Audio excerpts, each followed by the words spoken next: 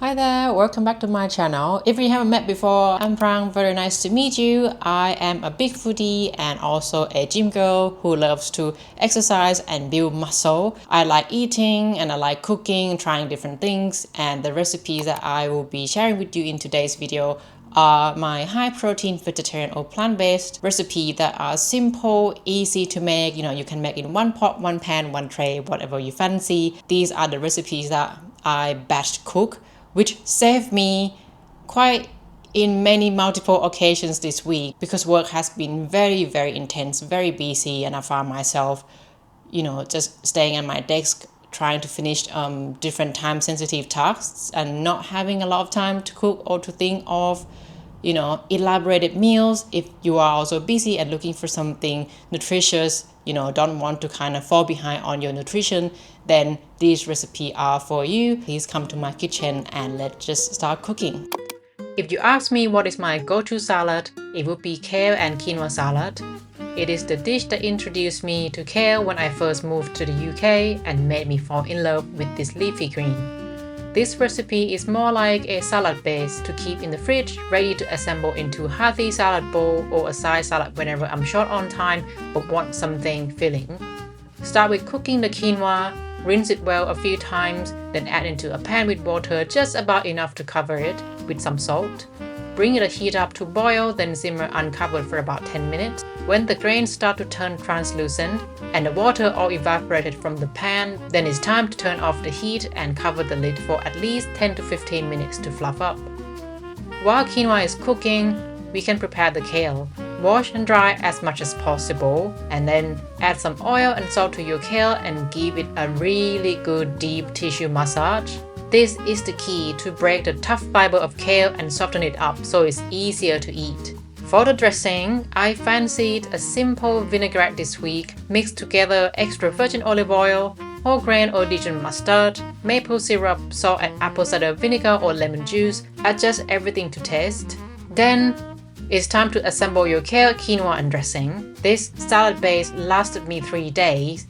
What I like to have with this salad is sweet potato for a complex carbohydrate. I usually paste it with a fork and cover with a damp kitchen paper and microwave for about 3 to 5 minutes depending on the size. And that is the easiest kitchen hack to cook sweet potato. For healthy fat and protein, I love to pair with feta. For protein source, today I had crispy tofu that I baked earlier in the oven with some spices and nutritional yeast for extra umami flavor. A great salad needs some crunch, so I added some seeds, but you can also add some nuts, any kind of crunchy, furikake, crispy rice, whatever you fancy. If you love fruits, some chopped apples, sultanas or raisins or red grapes go really well with this. And also, if you have fresh coriander or dill, throw those in as well because that will elevate the flavor so much. Look at how colorful and appetizing this bowl is. I can have this every day and never get bored. It is so filling, nutritionally balanced, full of goodness. If you want to bulk it up even more, a slice of toast with hummus will keep you going for the whole afternoon, trust me. For the next recipe is one of my favorite ways to eat tempeh and also how I like to make homemade plant-based burger. To continue with the same theme of simplified meal prep as work was extremely busy, this tempeh and black beans patties recipe was made to taste milder than usual so I can jazz it up with any sauces I wanted later. The ingredients are minimal: 1 tin of black beans and about half a block of tempeh. If you have a powerful food processor, blend everything together with seasonings, spices and tomato puree until form a rough dough situation. My blender is a little bit small, so I had to blend everything in batches. And if you have a small blender like me, you will get there, but it takes a few times. It doesn't need to be perfect or fully mashed, but black bean needs to blend enough to form a paste so then you can roll it out into shapes. Think of this patty as a blank canvas. You can season any flavor you like. I found Mexican style flavors pairs really well with this. Adding some paprika, some mixed herbs, chili flakes or chipotle paste if you like, a lot of salt and soy sauce. Soy sauce also pairs really well with tempeh, so I would recommend you adding the soy sauce into this as well. And with this one, you can go heavy with spices to mask up the tempeh's earthy flavor. I mostly eyeball this, and this week I was a little bit distracted, so the seasoning turned out to be milder than my preference, but that's okay. Home cooking isn't about perfection, it's about learning and finding what you like and the flavor that you prefer. Once you're happy with the seasoning situation, then form the mixture into equal 5 to 6 patties, or a ball shape if you prefer. Laying them onto a lined baking tray with some oil, then bake in the oven at 180 Celsius degree for about 30 minutes or until crispy and slightly brown. Once cooked, let them cool entirely and carefully use a spatula to pick them up. They can be soft and can break apart if you pick them up while hot or too soon. And then serve in any meal you like. These patties are versatile. My partner and I also love them as a plant-based burger patty. Pair with some chipotle mayo, some cheeses, tomato, you name it. It is so good and such a nutrition powerhouse with protein from tempeh, carbs and fibers from black beans. Today I fancy it with flatbread, think kinda like kofta, kebab vibe. And of course, I had to pair with my kale salad base to make into a complete hearty lunch. The next two recipes are one-pan weeknight dinner recipes that keep coming back to our weekly menu. I got beautiful beetroot from the market a week ago, so they needed eating. And this beetroot and coconut curry is my latest obsession. You can use pre-cooked beetroot as well, because cooking raw beetroot can be a faff as it takes a bit of time. So I roasted them earlier in the day, wash and brush the beetroots clean, and then use a fork to paste around so then they cook better. I rubbed with some oil and wrapped in cooking foil and leave them in the oven at 200 Celsius degree for 50 to 60 minutes depending on the size. And this is where you just leave them and you're coming back and check in maybe 45 or 50 minutes. Your beetroot should be fork tender, and once cool, you should be able to peel the skin off by hands. Please be very careful when handling it because the pigmentation of beetroot is powerful and you don't want that to kind of go onto your shirt, or especially when you're wearing white. Okay, it's dinner time. For the curry, sweating onion in a pan with some oil and salt for about 5 minutes until translucent. Then add minced garlic and ginger. Toast them for a minute until release the fragrance, then goes in with spices and tomato puree. This curry is good with lentils. Today I had the last bit of yellow split peas or mung dal, but you can use red lentils or black beluga lentils as well. I soaked the lentil earlier so then they cook quicker. Rinse the lentils until the water becomes clear and then add to the pan. Add water until fully cover.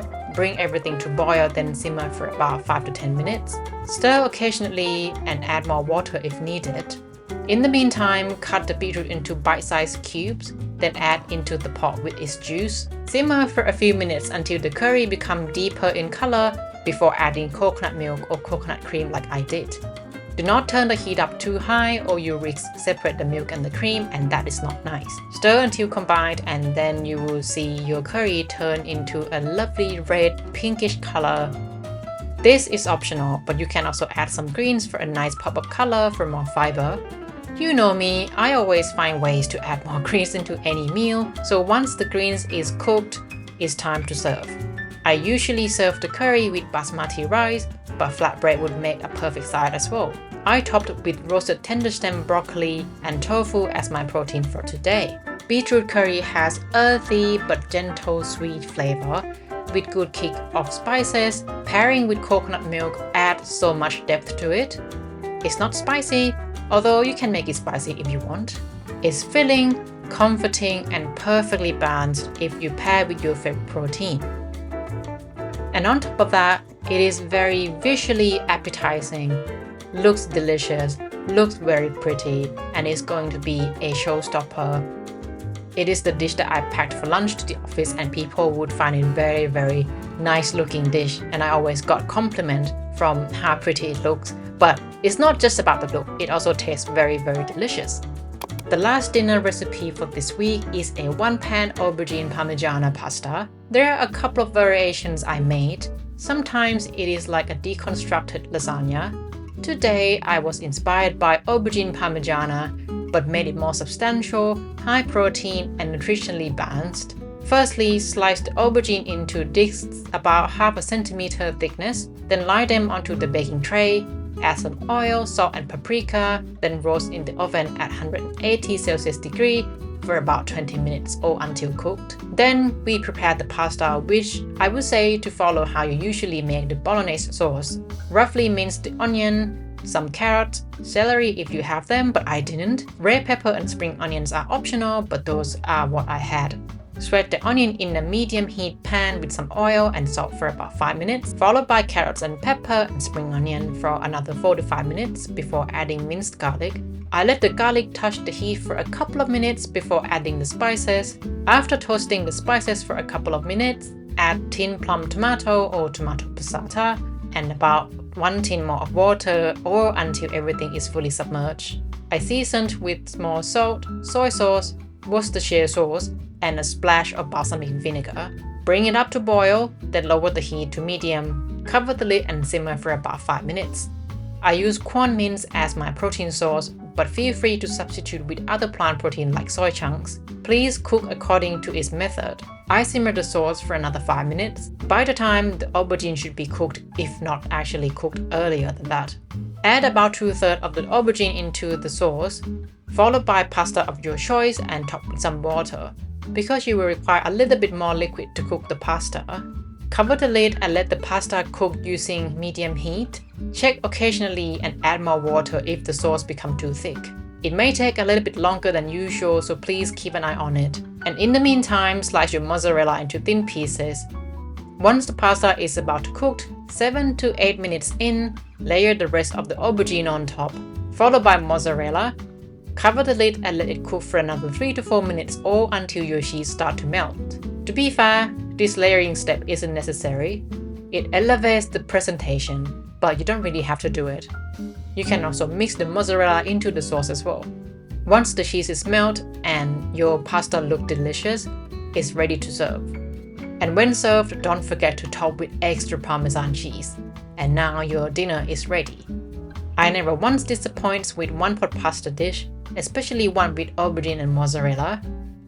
I acknowledge that it requires a little bit of cooking and attention, but the result is a delicious meal that resembles lasagna, that usually takes a lot more time and tools.